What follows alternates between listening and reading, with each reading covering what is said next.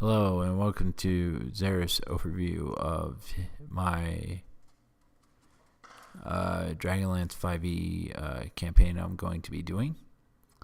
I will be explaining my campaign and what's it about. This is the spoiler-free video. There will be a spoiler video with all the details of everything that I came up with and what's going on. So in this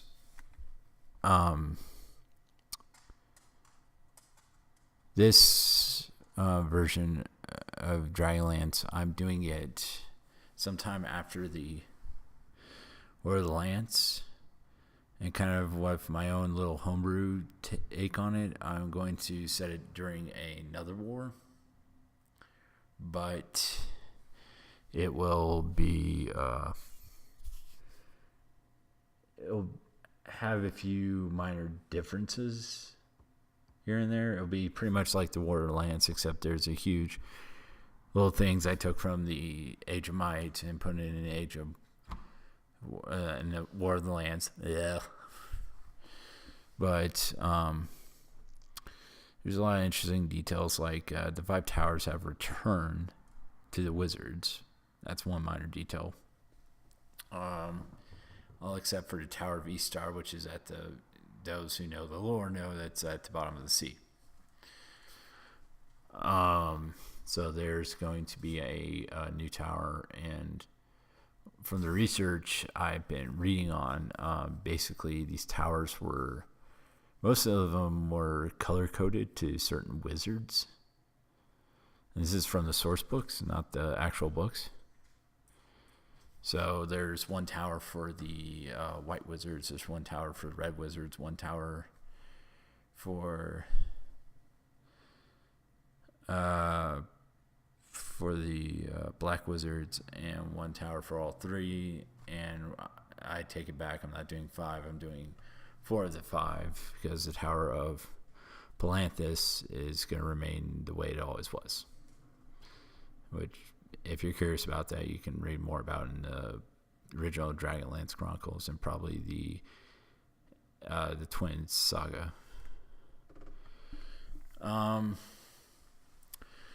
But there's like minor details like that, and it's a pretty.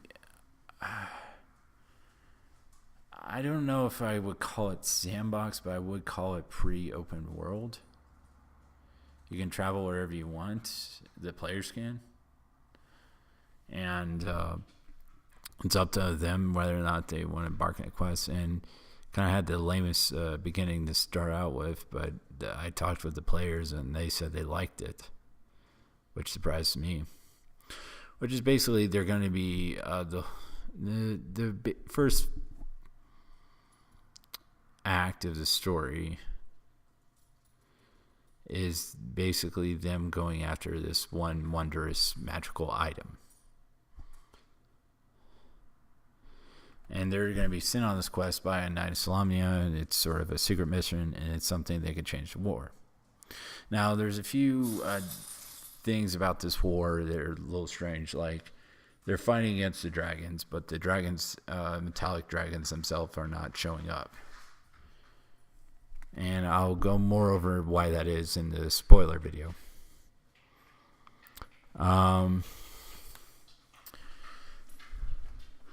But it's a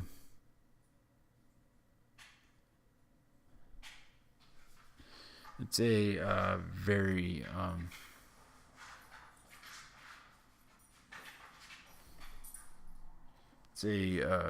very interesting campaign. I will go over the villain, the first villain anyways. Will be one of the Dragon High Lords. Those are familiar with the Dragonlance lore knows who they are. Since most of you, I'm assuming, are not. Basically, the Dragon High Lords are let's start here. The dragons serve the high gods. All the chromats serve Dekesis, the Queen of Darkness, or Dechisis, or however you pronounce it. I've heard it pronounced different ways. But while the metallics serve the high god of light, Paladin, or Paladine, some pronounce it. But so Dechisis has these generals that serve her. They're appointed to rule each color of the chromat dragons. So there's 5 of them. And these are the Dragon High Lords. I'll be using one of the Dragon High Lords as a central antagonist for the first 2 acts, and hopefully if the game continues, it gets far enough and they're still playing, we may do a 3rd act. So, and I haven't came up with a physical name for him, but I've dubbed the title for him the Lord of the Marsh. He is the Black Dragon High Lord, because it was either going to be a Green Dragon High Lord or Black Dragon High Lord, depending on their personalities to fit with the story I'm trying to do. So that's very interesting. But this Lord of the Marsh is also after this wondrous item for his own reasons. So it's sort of a kind of a race, not really in real hurry, because I'm probably going to run it however I run it. So they have to travel from Slomnia to this dungeon or temple or whatever in the middle of the desert. That's if anyone's familiar with Tarsus, it's in that desert region. And so they have to travel from Slomnia all the way over there, and it's their choice of which way they go, which way they take to get there. Which I thought that was the more interesting side of it, because they can go to the Qualinesti elves, or the Selenesi elves, or the Doors. Or they could just take a ship and sail all the way around to port to go to Tarsus. But so there's a lot to travel. If they choose not to take this quest and not go for this item, then I will still have the villain go after the item, obtain the item, and fulfill his plans, which they're going to realize they made a huge mistake. I mean, to be fair, I don't think it makes a good campaign if the world stops for the players, in my opinion. And because events don't stop happening just because they choose not to do something, because that adds a degree of realism for it. There's still forces are still moving, things are still happening, and so forth. So,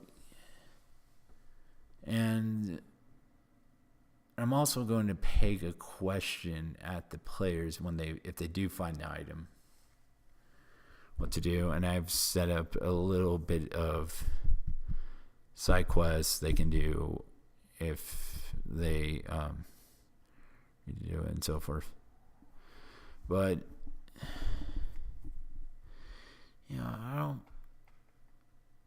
think this is a railroad campaign, because things just happen as they always happen, but they will happen but the players do have some degree of influence on it, these events.